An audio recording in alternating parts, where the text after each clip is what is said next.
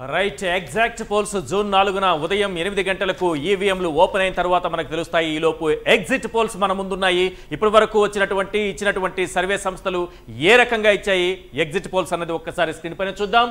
ఆరా సంస్థకు సంబంధించినటువంటి exit poll చూస్తున్నాం. 175 అసెంబ్లీ నియోజకవర్గాలకు సంబంధించి 94 నుంచి 104 స్థానాల్లో వైఎస్ఆర్సీపీ విజయం సాధించబోతోందని ఆరా సంస్థ తేల్చింది. అదే సమయంలో టీడీపీ జనసేన బీజేపీ కూటమి 71 నుంచి 81 స్థానాల్లో విజయం సాధించబోతోందని తెలిసింది. అత్యంత ప్రధానమైన విషయం మనం ఆరా మస్తాన్తోనే మాట్లాడడం జరిగింది. ఒక సెఫాలజిస్ట్ ఏం చేస్తారు అని అన్నప్పుడు 94 నుంచి 104కు మించి వైఎస్ఆర్సీపీకి వస్తుందంటే ఖచ్చితంగా వచ్చే అవకాశం ఉందని తేల్చారు. దానికి కారణం ఏంటంటే టైట్ ఫైట్లో చాలా నియోజకవర్గాలు ఉంటాయి. 20 నుంచి 30 వరకు ఉంటాయి, లేదా కనీసం 20 ఉంటాయి.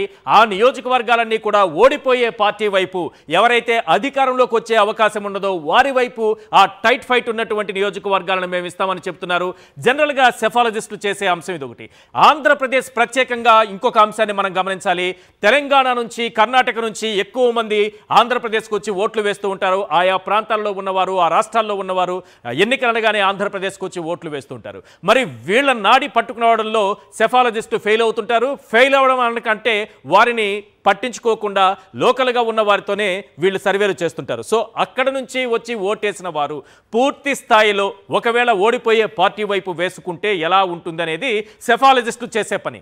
దాన్ని పూర్తిగా అంటే ఇక్కడ నుంచి వచ్చిన వారిలో దాదాపు 85 నుంచి 90% మంది టీడీపీ జనసేన బీజేపీ కూటమికి ఓటు వేశారు అని అనుకుంటే కూడా వాళ్ళకు వచ్చినటువంటి స్థానాలని ఇక్కడ మనం చూస్తున్నాం, తక్కువగానే కనిపిస్తున్నాయి. నెక్స్ట్ ఆత్మసాక్షికి సంబంధించినటువంటి సర్వే రిపోర్టు మనం చూస్తున్నాం. 98 నుంచి 116. నేను ఏది చెప్పినా సరే ఇంతకంటే ఎక్కువగా వచ్చే అవకాశమే ఉంటుంది. ఎందుకంటే రెండు ప్రధానమైనటువంటి కారణాలు నేను చెప్పాను.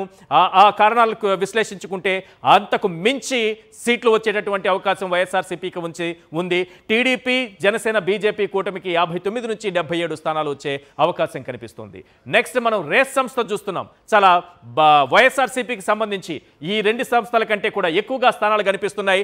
117 నుంచి 128 స్థానాల్లో వైఎస్ఆర్సీపీ విజయం సాధించబోతోందని రేస్ సంస్థ తేల్చింది. ఇక 48 నుంచి 58 స్థానాలకే టీడీపీ కూటమి పరిమితం కాబోతోందని కూడా తేల్చింది. రైట్, మిగతా సంస్థల్ని కూడా చూద్దాం. ఆపరేషన్ చాణక్య 175 అసెంబ్లీ నియోజకవర్గాలకు సంబంధించి వైఎస్ఆర్సీపీ 95 నుంచి 102 స్థానాల్లో విజయం సాధించబోతోంది అని క్లియర్గా చెప్పింది. ఇక టీడీపీ కూటమికి సంబంధించి 64 నుంచి 68 స్థానాల్లో విజయం సాధించబోతోందని తేల్చింది. ఏ సర్వే సంస్థ చూసినా దాదాపుగా 110 నుంచి 120 స్థానాల్లో వైఎస్ఆర్సీపీ విజయం సాధించబోతోందని తేల్చినటువంటి పరిస్థితి కనిపిస్తోంది. జన్మత్ పొలిటికల్ కన్సల్టింగ్ 95 నుంచి 103 స్థానాల్లో వైఎస్ఆర్సీపీ విజయం సాధించబోతోందని తేల్చింది. ఇక టీడీపీ కూటమి 67 నుంచి 75 స్థానాలకు పరిమితం కాబోతోందన్నది చాలా క్లియర్గా అర్థమవుతోంది. Political laboratory making leaders of tomorrow ఈ సంస్థ ఇచ్చినటువంటి చూస్తే 108 ఖచ్చితమైనటువంటి స్థానాలు ఇచ్చింది. ఇక్కడ 108 నుంచి 110 లేకపోతే 67 నుంచి 68 ఇవేం కనబడట్లేదు. డైరెక్ట్ ఫిగర్ కొట్టేశారు. 108 నుంచి 108 స్థానాల్లో వైఎస్ఆర్సీపీ, 67 స్థానాల్లో టీడీపీ కూటమి విజయం సాధించే అవకాశం ఉందని తేల్చింది. ఇక చాణక్య అయితే 120 స్థానాలు మ్యాక్సిమం వైఎస్ఆర్సీపీకి వస్తుందని తేల్చింది. 110కి తక్కువ కాకుండా 110 నుంచి 120 స్థానాల్లో విజయం సాధించబోతోందని తేల్చింది. ఇక టీడీపీ కూటమి 55 నుంచి 65 స్థానాలకే పరిమితమయ్యే అవకాశం కూడా కనిపిస్తోంది. రైట్, మిగతా సంస్థలను కూడా చూస్తున్నాం. ఆరామ స్థానం ఇచ్చినటువంటి లోక్సభ స్థానాలు 13 నుంచి 15, టీడీపీకి 10 నుంచి 12. ఎస్ కొమ్మినేని గారితో మాట్లాడదాం. సార్, ఫైనల్గా మీరు ఒక విషయం చెప్పండి. మీరు అన్ని సర్వేలు చూశారు కదా, కొన్ని అంశాల ప్రాతిపదికగా తీసుకుంటే సర్వే సంస్థలు కొన్ని సందర్భాల్లో చాలా వరకు అధికారంలోకి వచ్చే పార్టీకి వీలైనంత వరకు తగ్గించేటటువంటి అవకాశం కనిపిస్తుంది. అలాంటిది ఏమైనా ఇక్కడ మీరు మీ ఎక్స్పీరియన్స్లో మీరు గతంలో చూసిన దాంట్లో చూస్తే మరింత పెరిగే అవకాశం ఉందనుకుంటున్నారా ఈ సర్వేల కంటే? ఖచ్చితంగా పెరుగుతుంది, దాంట్లో అనుమానం లేదు. ఇప్పుడు ఆయనే చెప్పాడు కదా, ఎవరు మన మస్తాన్ గారే చెప్పాడు కదా, మేము బాగా కన్జర్వేటివ్. నా అనుభవం కూడా చాలా సందర్భాల్లో అధికారంలోకి వచ్చే పార్టీకి ఎంత తగ్గిస్తే బెటర్ అనుకుంటే అంత తగ్గిస్తారు. ఎందుకంటే ఇప్పుడు మనం ఇద్దరు ఆస్తులు పంపిణీ ఇట్లాంటి జరిగినప్పుడు ఎవరైనా నష్టపోతున్నాడు కాడికి హెయిరా అంటాం కదా, అట్లా ఇది పంచాయతీ జరిగినప్పుడు అట్లాగే అది ఆస్తుల విషయం కావచ్చు. ఇక్కడ జస్ట్ సెఫాలజీ అంటే వాస్తవ పరిస్థితి అట్లా ఉన్నప్పటికి కూడా వీళ్ళ అంచనాల్లో కరెక్ట్గా ఉండాలని వాళ్ళు కోరుకుంటారు. ఎందుకంటే ఇంకా 2 రోజుల్లో ఎగ్జాక్ట్ పోల్స్ రిజల్ట్స్ రాబోతున్నాయి. వాటిలో తేడా వస్తే వాళ్ళకి క్రెడిబిలిటీ దెబ్బతింటుంది. సో క్రెడిబిలిటీ దెబ్బతిన్నప్పుడు ఇప్పుడు వాళ్ళు ఎందుకండి ఈనాడు ఆంధ్రజ్యోతి ఏమి రాసినాయి నమ్మొచ్చా అని ఇప్పుడు మరి వీళ్ళే పోల్స్ ముందు ఇంకా సీ వాటర్ సర్వే అనేదో ఇంకేముంది తెలుగుదేశం గెలవబోతోందని సర్వేలు పెద్ద ఎత్తున ఫస్ట్ ఫేర్ వేశారు కదా. మరి అప్పుడు ఎందుకు నమ్మారు? అప్పుడేమో నమ్మాలంటే ఇప్పుడు నమ్మకూడదు. ఇది చాలా విచిత్రంగా ఉంది. తర్వాత ఎమ్మెల్యేలు కొందరు టచ్లోకి వచ్చారు, అభ్యర్థులు వైసీపీ వాళ్ళు ఆచితూచి తీసుకోవాలనుకుంటున్నాడు చంద్రబాబు. అక్కడ దాకా వెళ్ళిపోయాడు ఆయన ఆంధ్రజ్యోతి అయితే. నిన్న ఎవరో డిజిటల్ దాంట్లో వచ్చిన పేపర్లో కూడా రాసుకున్నారు సార్, కడప జిల్లాలో అప్పుడే నాయకులు రెడీ అయిపోయారట. కడప జిల్లాలో ఏమన్నా అర్థం ఉంది అంటే మోసాలు ఎంతసేపు కుట్రలు మోసాలు ఇదే గోల్ తప్ప మరి ఇటువంటి కూటమి చంద్రబాబు ఓడిపోతున్నాడు కాబట్టి ఆయన దగ్గరికి పోతే బాగుంటుంది అనుకుంటున్నారా? ఏందో మరి అదే అర్థం కాదు. రిపోర్ట్లు చూస్తే అలానే ఉన్నాయి. అది ఇప్పుడు గెలుపు ఓటములు అనేది ఒక రాజకీయంలో జరుగుతూ ఉంటాయి, అది కాదు ఇష్యూ ఇక్కడ. కానీ ఒక స్టాండర్డ్, ఒక విధానం, ఇచ్చిన హామీలు నెరవేర్చుకోవటం, ఇచ్చిన పద్ధతి ప్రకారం చేయటం, ఇవన్నీ చేసిన తర్వాత ఇప్పుడు ఇది అన్ ఎక్స్పెరిమెంట్.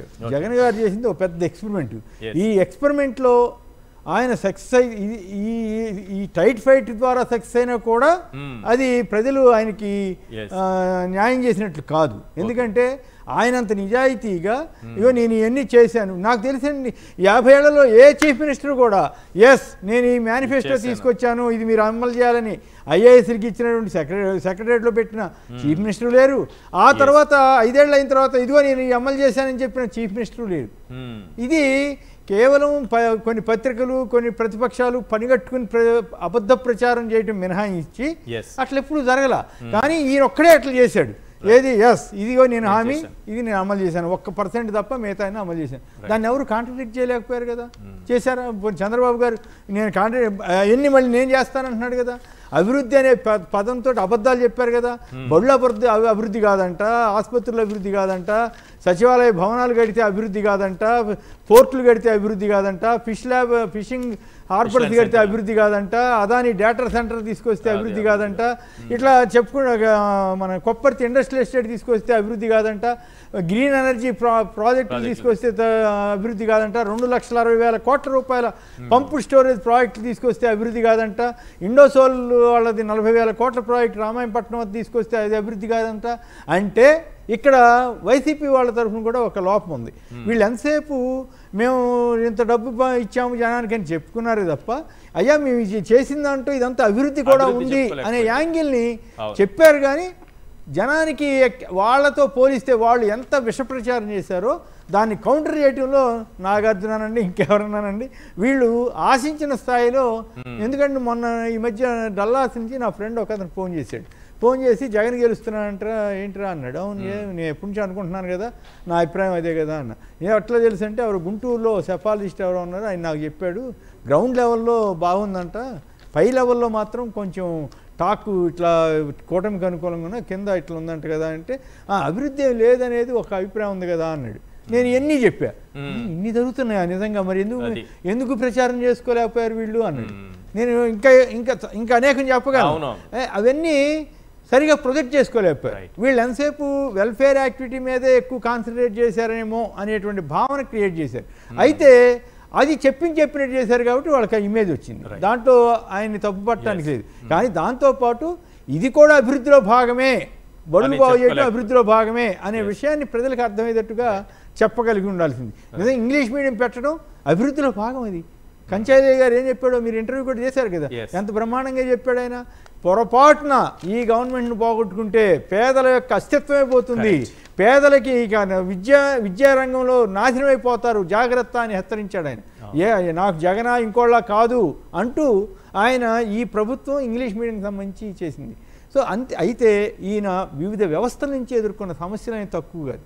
ఆ సమస్యల వల్ల ఓ జనంలో ఒక నెగిటివ్ వాతావరణం, కృత్రిమ వాతావరణం సృష్టించే ప్రయత్నం జరిగింది. ఆ కృత్రిమ వాతావరణం సృష్టించడంలో ఈనాడు రామోజీరావు, ఆంధ్రజ్యోతి రాధాకృష్ణ వీళ్ళంతా చాలా క్రియాశీలక పాత్ర పోషించారు. పరమ దుర్మార్గంగా వ్యవహరించారు. అది నీచ స్థాయికి అధమ స్థాయికి వెళ్ళడానికి కూడా వాళ్ళు ఏం సిగ్గుపడలే. ఆంధ్రప్రదేశ్లో బట్టలోడ తీసి తిరగడానికి కూడా వాళ్ళు ఇబ్బంది పడలే. మనమైతే సిగ్గుపడతాం, ఏంటి ఒకప్పుడు ఈయన ఏం చెప్పారు ఇప్పుడు ఏం చేస్తున్నారండి. అంతే వాళ్ళు అంత స్టేక్గా తీసుకున్నారు. అయినప్పటికి కూడా జగన్ 50% ఓట్లు పైగా తెచ్చుకోగలిగితే అది వాళ్ళకి ఇక చంప పెట్టానండి, లేకపోతే ఇంకా ఏమన్నా. Right, thank you sir Kommineni గారు మీ విశ్లేషణ అందించినందుకు. రైట్, మరి కాసేపట్లో అమర్ గారు సీనియర్ జర్నలిస్ట్ మనతో పాటు జాయిన్ అవుతారు. ఎస్, మీరు చెప్పండి మా నాగార్జున యాదవ్ గారు, ఎందుకంటే మళ్ళీ ఇంకొక గెస్ట్ మీ స్థానంలో జాయిన్ కాబోతున్నారు. ఫైనల్ మీరేం చెప్పాలను? ఒకటి నేను చెప్పదలుచుకున్నాను, పెద్దలు కూడా ఉన్నారు కాబట్టి చెప్తే సరిపోతుంది. 1971లో జనరల్ ఎలక్షన్ జరిగిందండి కేంద్ర ప్రభుత్వంలో. అప్పుడు ఒక ఇటువంటి సంఘటన ఇప్పుడు ఆంధ్రప్రదేశ్కి కూడా అదే అన్వయించుకుంటూ ఉంటుంది. అప్పుడు ఇందిరాగాంధీని ఓడించాలని చెప్పి అప్పుడు ఉన్నటువంటి కామరాజు గారు ఒకరు, సంయుక్త సోషలిస్ట్ పార్టీ, ప్రజా సోషలిస్ట్ పార్టీ, స్వతంత్ర పార్టీ అందరూ ఒక గ్రాండ్ అలయన్స్ పెట్టి ఏం చెప్పారు, మీరు ఇందిరా హటావో అనేటువంటి నినాదంతో ఇందిరాని దింపేద్దామని ఎలక్షన్స్కి వెళ్ళారు. అయితే ఇప్పుడు చంద్రబాబు నాయుడు, పవన్ కళ్యాణ్, పురంధేశ్వరి వీళ్ళందరూ కలిసి జగన్ హటావో, జగన్ని దించేద్దామని ఎట్లయితే ఎలక్షన్ పోయారో అప్పుడు కూడా అలానే ఎలక్షన్స్కి పోతే అప్పుడు ఇందిరాగాంధీ గారికి 521 సీట్లకు గాను 352 సీట్లతో గరీబీ హటావో అనింది. ఇందిరా హటావో గరీబీ. ఇప్పుడు కూడా జగన్మోహన్ రెడ్డి గారిని జగన్ హటావో అని వారు చెప్తుంటే జగన్మోహన్ రెడ్డి గారు పెత్తందారులు హటావో అనేటువంటి ఈ పాయింట్తో చేశారు. కాబట్టి ఖచ్చితంగా జగన్మోహన్ రెడ్డి గారు ఒక పెద్ద సంచలనాత్మక విజయాన్ని ఖచ్చితంగా నమోదు చేసుకుంటారని చెప్తున్నారు. దాంతోపాటు ఎల్లో మీడియా వాళ్ళకి ఏం చేయాలో అర్థం కాక, పాపం వాళ్ళు పొద్దున్న నుంచి ఏం చేయాలో అర్థం కాక వీటి మీద సర్వే, జగన్మోహన్ రెడ్డి గారు ఎందుకు ముఖ్యమంత్రిగా కొనసాగకూడదు, ఆయన దేంట్లో వైఫల్యం చెందాడు అని చెప్పలేక జగన్మోహన్ రెడ్డి గారి విజయం అనేది అన్ని నేషనల్ సర్వేల్లోనూ కొన్ని లోకల్ సర్వేలోనూ చెప్పిన తర్వాత వారు తెలుగుదేశం పార్టీ నాయకులకు నేను విజ్ఞప్తి చేస్తున్నా, పొరపాటున మీరు ఏబిఎన్నో లేకపోతే ఆంధ్రజ్యోతినో టీవీ5నో చూసి మీరు ఈ బెట్టింగ్కి వెళ్ళకండి. వీళ్ళెవరో కొన్ని జేబు సంస్థలతో సర్వేలు అని చెప్పి పీడిఎఫ్ సర్వేలు జ్యోతిష్యాలు చెప్తున్నారు. ఈ పెట్టల దొరలు అందరూ కలిసి ఈ చిలకరామాయణం చెప్పుకునే వాళ్ళందరూ కూర్చొని రింగ్ టు పోల్ అంట ఒక సర్వే పేరు, ఇంకోటి నేషనల్ ఫ్యామిలీ పోల్ అంట, ఇంకొకటి చాణక్య ఎక్స్ అంట, ఇంకోటి చాణక్య ఎం అంట, ఇంకొకటి పయోనీర్ అంట, చాణక్య ఏ టు జెడ్ అని పెట్టుకుంటే సరిపోతుంది. ఇట్లా మామూలుగా ఇది ఇలాంటి సర్వే పేర్లతో చెప్పి తెలుగుదేశం పార్టీ వాళ్ళని భ్రమలు కల్పించి వారి చేత బెట్టింగ్లకి వెళ్ళి, నిజంగా మీకు ఒక విషయం చెప్తామనండి, రోజు టీవీ ఛానల్లో డిస్కషన్ చేసేటువంటి ఒక మోడరేటరు వైఎస్ఆర్ కాంగ్రెస్ పార్టీ గెలుస్తుందని బెట్టింగ్ వేస్తా, టీవీలో మాత్రం ఇదిగోండి ఒక ప్రఖ్యాతమైనటువంటి టీవీ ఛానల్లో మోడరేటర్గా పనిచేస్తున్న ఆయన వైఎస్ఆర్ కాంగ్రెస్ పార్టీ తిరిగి జగన్మోహన్ రెడ్డి గారు ముఖ్యమంత్రి అవుతున్నారు అని బెట్టింగ్ వేస్తూ, ఎవరు గెలిచేది తర్వాత పెడదాం, ఆయన బెట్టింగ్ అనేది నేరం, తప్పు. ఈయన రింగ్ టు పోలు ఫ్యామిలీ ఎక్స్ వైజెడ్ అనే పేరుతో తెలుగుదేశం పార్టీ గెలుస్తుందని ఈయన వైఎస్ఆర్సీపీ మీద బెట్టింగ్ వేసి ఇట్లా ఎత్తుకునేటువంటి కార్యక్రమం జరుగుతుంది. కాబట్టి మళ్ళీ చెప్తున్నాను, అందరూ వీలైనంత వరకు ఆంధ్రప్రదేశ్ రాష్ట్ర ప్రజలందరూ కలిసి విశాఖపట్నంలో జగన్మోహన్ రెడ్డి గారి ప్రమాణ స్వీకారానికి మీరందరూ తప్పనిసరిగా మన ఇంట్లో జరిగేటువంటి పండగగా రావాలని మేమైతే వెళ్తున్నాం, మీరు కూడా రావాలి, ప్రజలను కూడా ఆహ్వానిస్తున్నాం. రైట్.